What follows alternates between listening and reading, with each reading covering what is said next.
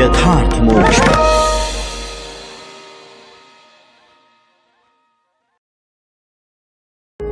यथार्थ मोक्ष प्रस्तुत कर रहा है अतुल्य संपूर्ण महाभारत। श्री महाभारतम शल्य पर्व 23वां अध्याय। कौरव पक्ष के 700 रथियों का वध, उभय पक्ष की सेनाओं का मर्यादा शून्य घोर संग्राम तथा शकुनी का कूट युद्ध और उसकी पराजय। संजय कहते हैं, राजन, जब वह भयानक घोर युद्ध होने लगा उस समय पांडवों ने आपके पुत्र की सेना के पांव उखाड़ दिए। उन भागते हुए महारथियों को महान प्रयत्न से रोककर आपका पुत्र पांडवों की सेना के साथ युद्ध करने लगा। यह देख आपके पुत्र की विजय चाहने वाले योद्धा सहसा लौट पड़े। इस प्रकार उनके लौटने पर उन सब में अत्यंत भयंकर युद्ध होने लगा।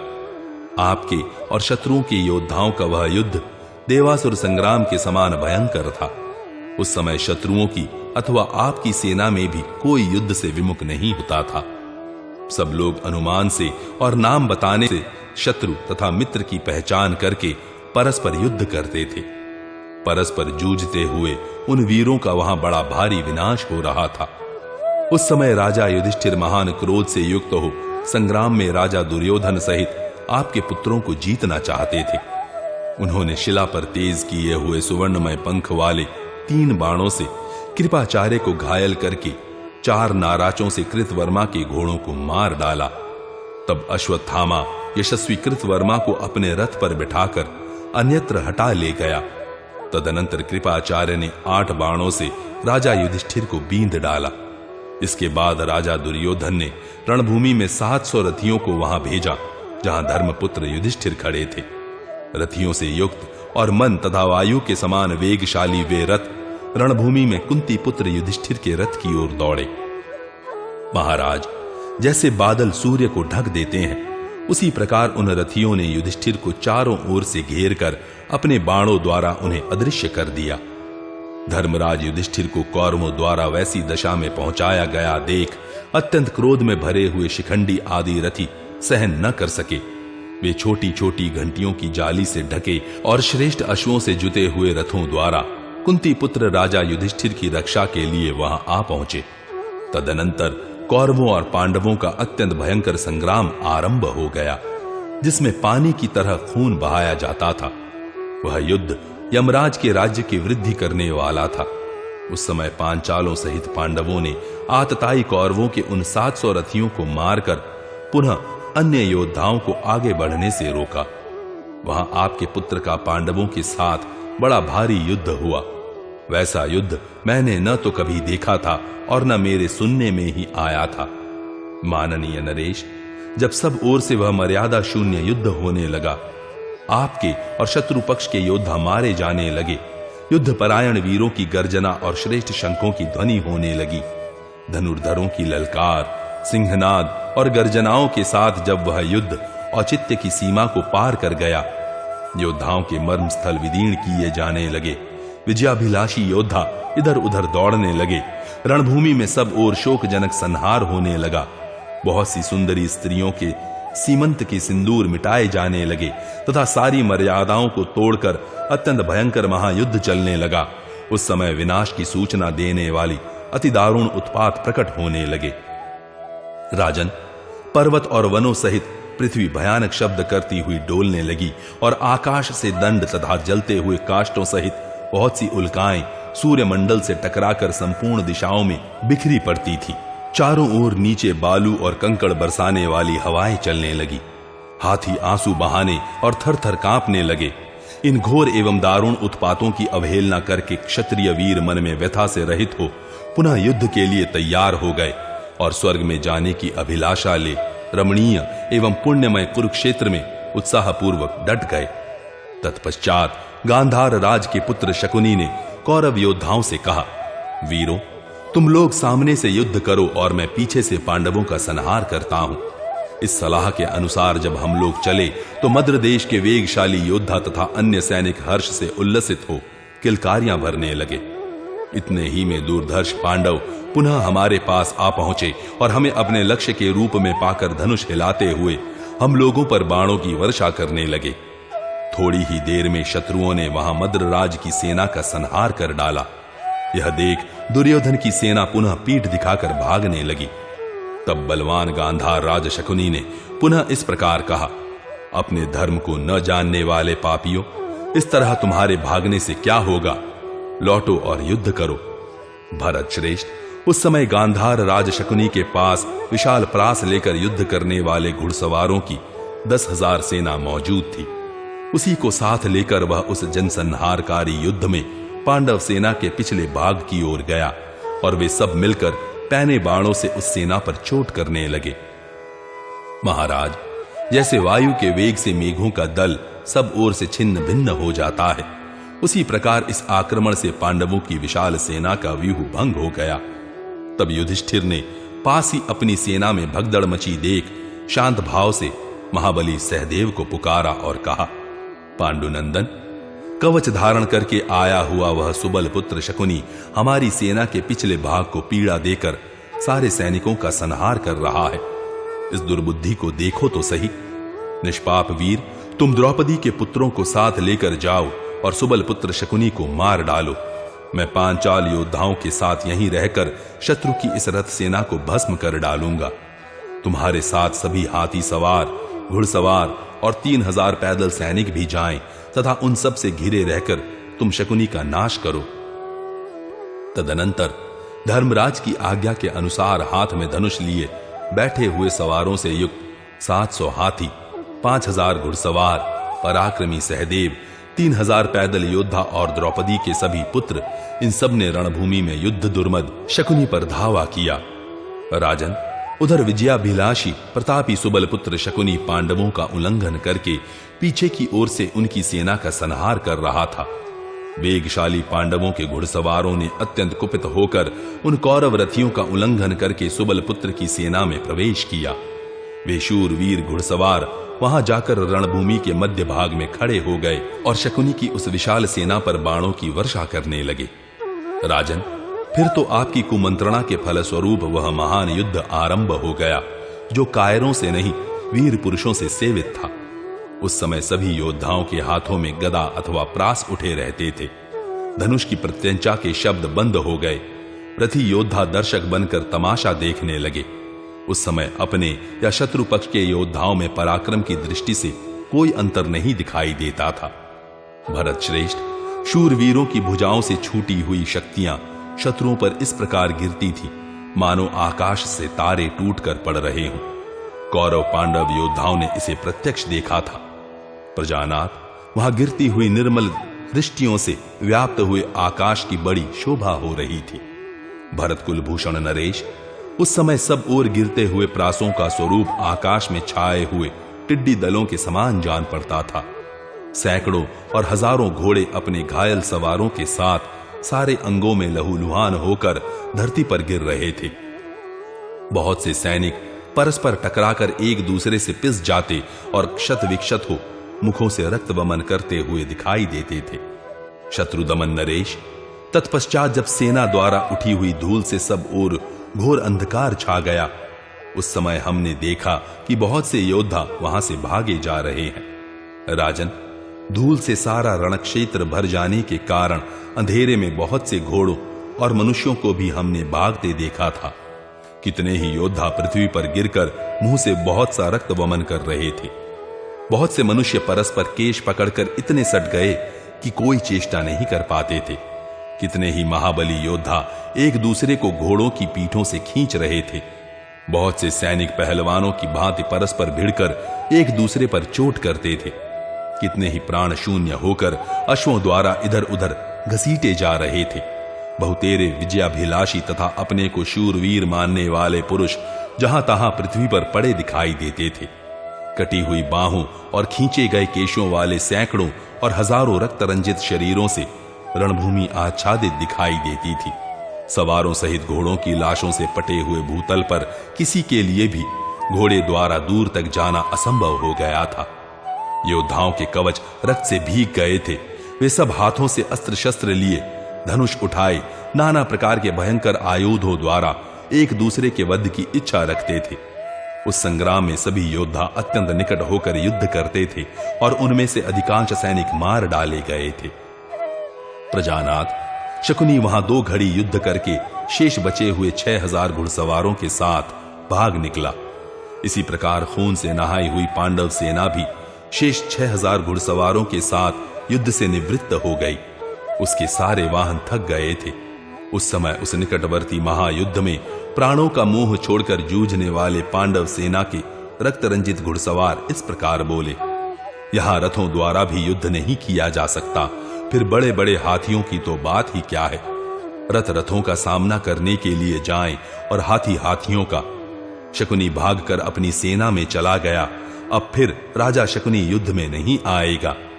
उनकी यह बात सुनकर द्रौपदी के 5 पुत्र और वे मतवाले हाथी वहीं चले गए जहां पांचाल राजकुमार महारथी धृष्टद्युम्न थे।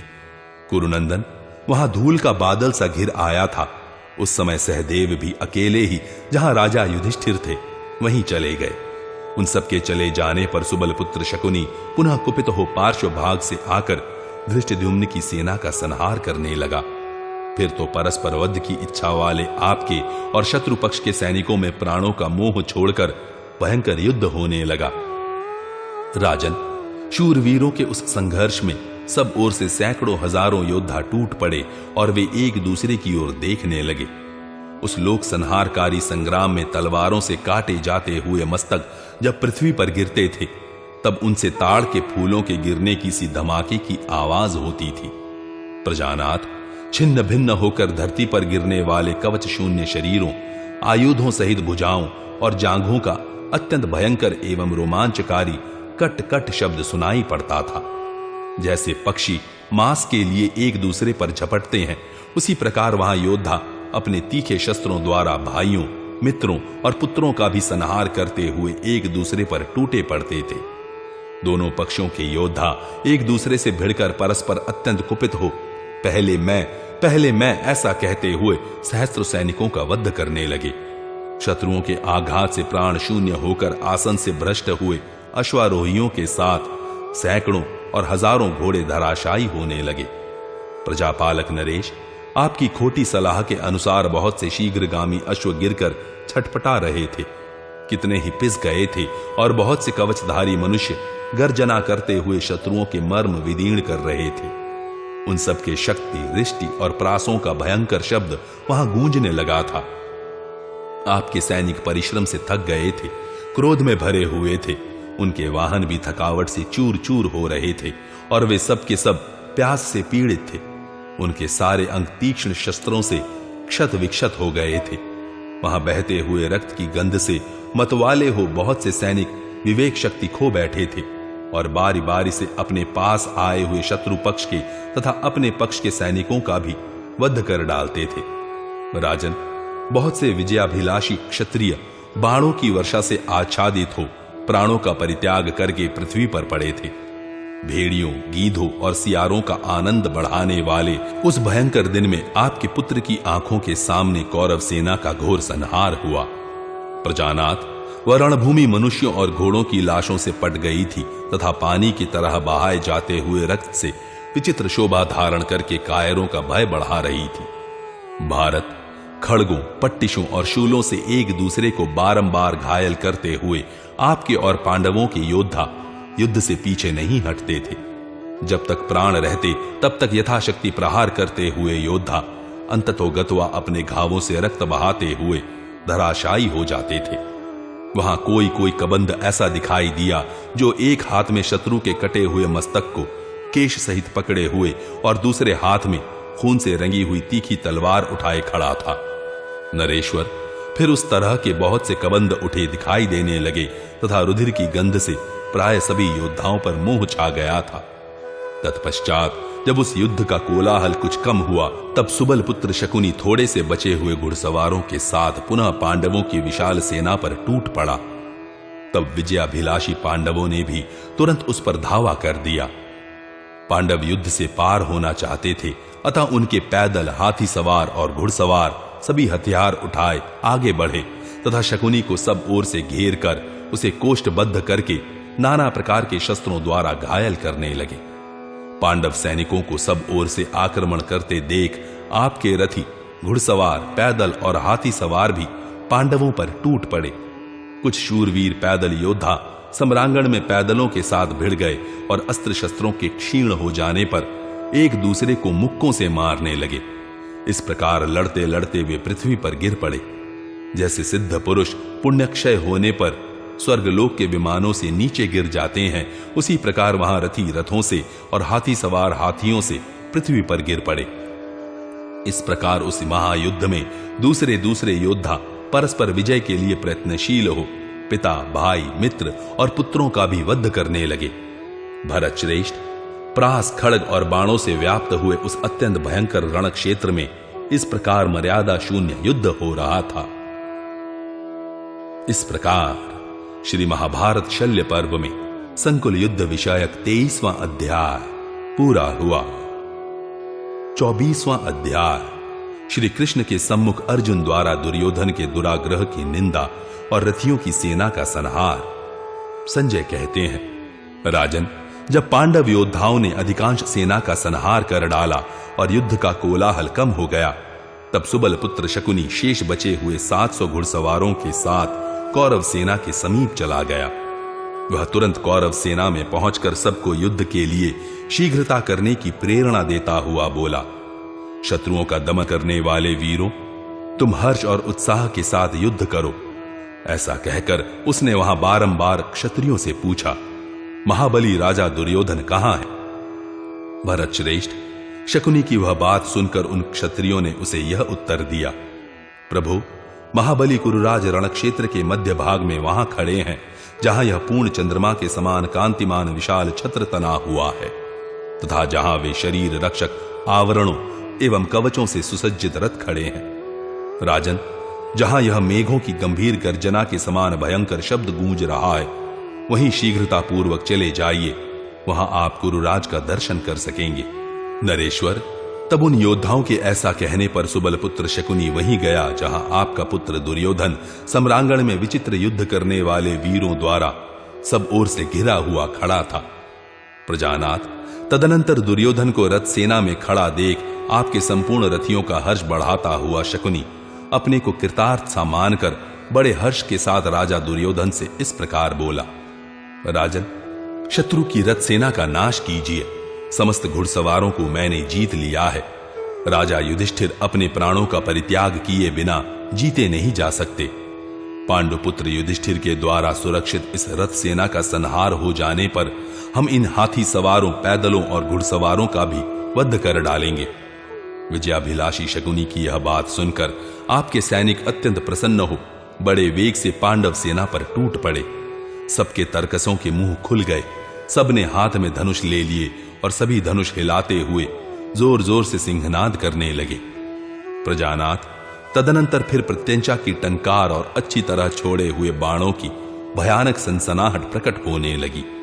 उन सबको बड़े वेग से धनुष उठाए पास आया देखकर कुंती कुमार अर्जुन ने देवकी नंदन भगवान श्री कृष्ण से इस प्रकार कहा, जनार्दन, आप स्वस्थ चित्त होकर इन घोड़ों को हाकिए और इस सैन्य सागर में प्रवेश कीजिए।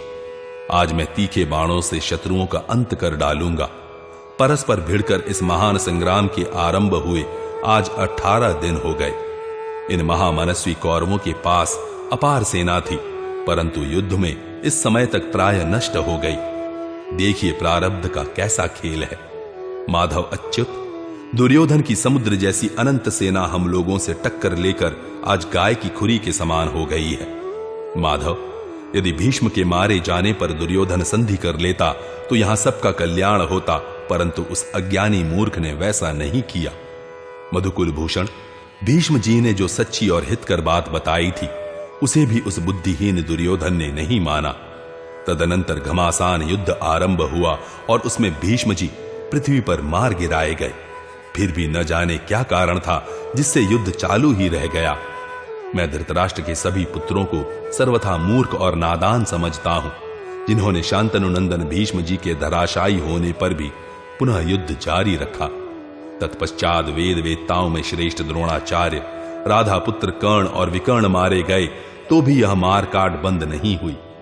पुत्र सहित नरश्रेष्ठ सूत पुत्र के मार गिराए जाने पर जब कौरव सेना थोड़ी सी ही बच रही थी तो भी यह युद्ध की आग नहीं बुझी। श्रुतायु, वीर जलसंध, पौरव तथा राजा श्रुतायुद्ध के मारे जाने पर भी यह संहार बंद नहीं हुआ। जनार्दन, भूरिश्रवा, शल्य, शाल्व तथा अवंती देश के वीर मारे गए तो भी यह युद्ध की ज्वाला शांत न हो सकी। जयद्रथ, बाहलिक, सोमदत्त तथा राक्षस अलायुद्ध ये सभी परलोकवासी हो गए तो भी यह युद्ध की प्यास न बुझ सकी। भगदत्त, शूरवीर काम्बोज, राज सुदक्षिण तथा अत्यंत दारुण दुशासन के मारे जाने पर भी कौरवों की युद्ध पिपासा शांत नहीं हुई। श्री कृष्ण विभिन्न मंडलों के स्वामी शूरवीर बलवान नरेशों को रणभूमि में मारा गया देखकर भी यह युद्ध की आग बुझ न सकी। भीमसेन के द्वारा धराशायी किए गए अक्षौहिणी पतियों को देखकर भी मोहवश अथवा लोभ के कारण युद्ध बंद न हो सका। राजा के कुल में उत्पन्न होकर, विशेषतः कुरुकुल की संतान होकर, दुर्योधन के सिवा दूसरा कौन ऐसा है जो व्यर्थ ही महान वैर बांधे। दूसरों को गुण से, बल से अथवा शौर्य से भी अपनी अपेक्षा महान जानकर भी अपने हित और अहित को समझने वाला मूर्ता शून्य कौन ऐसा बुद्धिमान पुरुष होगा जो उनके साथ युद्ध करेगा। आपके द्वारा हितकारक वचन कहे जाने पर भी जिसका पांडवों के साथ संधि करने का मन नहीं हुआ वह दूसरे की बात कैसे सुन सकता है। जिसने संधि के विषय में वीर शांतनु नंदन भीष्म, द्रोणाचार्य और विदुर जी की भी बात मानने से इनकार कर दी, उसके लिए अब कौन सी दवा है। जनार्दन, जिसने मूर्खतावश अपने वृद्ध पिता की भी बात नहीं मानी और हित की बात बताने वाली अपनी हितैषिणी माता का भी अपमान करके उसकी आज्ञा मानने से इनकार कर दिया, उसे दूसरे किसी की बात क्यों रुचेगी। जनार्दन, निश्चय ही यह अपने कुल का विनाश करने वाला पैदा हुआ है। प्रजानाथ, इसकी नीति और चेष्टा ऐसी ही दिखाई देती है। अच्युत, मैं समझता हूं यह अब भी हमें अपना राज्य नहीं देगा। तात, महात्मा विदुर ने मुझसे अनेक बार कहा है कि मानद, दुर्योधन जीते जी राज्य का भाग नहीं लौटाएगा। दुर्बुद्धि दुर्योधन के प्राण जब तक शरीर में स्थित रहेंगे तब तक तुम निष्पाप बंधुओं पर भी वह पापपूर्ण बर्ताव ही करता रहेगा। माधव, युद्ध के सिवा और किसी उपाय से दुर्योधन को जीतना संभव नहीं है। यह बात सत्यदर्शी विदुर जी सदा से ही मुझे कहते आ रहे हैं। महात्मा विदुर ने जो बात कही है उसके अनुसार मैं उस दुरात्मा के संपूर्ण निश्चय को आज जानता हूं। जिस दुर्बुद्धि ने यमदग्नि नंदन परशुराम जी के मुख से यथार्थ एवं हितकारक वचन सुनकर भी उसकी अवहेलना कर दी, वह निश्चय ही विनाश के मुख में स्थित है। दुर्योधन के जन्म लेते ही सिद्ध पुरुषों ने बारंबार कहा था कि इस दुरात्मा को पाकर क्षत्रिय जाति का विनाश हो जाएगा। जनार्दन, उनकी यह बात यथार्थ हो गई, क्योंकि दुर्योधन के कारण बहुत से राजा नष्ट हो गए। माधव, आज मैं रणभूमि में शत्रु पक्ष के समस्त योद्धाओं को मार गिराऊंगा। इन क्षत्रियों का शीघ्र ही संहार हो जाने पर जब सारा शिविर सूना हो जाएगा तब वह अपने वध के लिए हम लोगों के साथ जूझना पसंद करेगा। माधव, मेरे अनुमान से उसका वध होने पर ही इस वैर का अंत होगा। वृषणी नंदन, मैं अपनी बुद्धि से विदुर जी के वाक्य से और दुरात्मा दुर्योधन की चेष्टा से भी सोच विचार कर ऐसा ही होता देखता हूं। अतः वीर महाबाहु, आप कौरव सेना की ओर चलिए, जिससे मैं पैने बाणों द्वारा युद्ध स्थल में दुर्योधन और उसकी सेना का संहार करूं। माधव, आज मैं दुर्योधन के देखते देखते इस दुर्बल सेना का नाश करके धर्मराज का कल्याण करूंगा।